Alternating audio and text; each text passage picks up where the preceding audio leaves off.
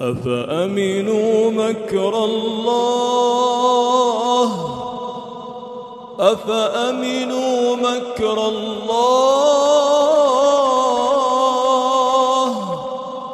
فلا يأمن مكر الله إلا القوم الخاسرون. أولم يهد للذين يرثون الأرض من بعد أهلها أن لو نشاء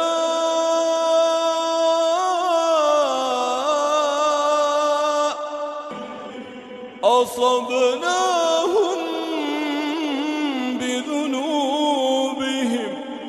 ونطبع على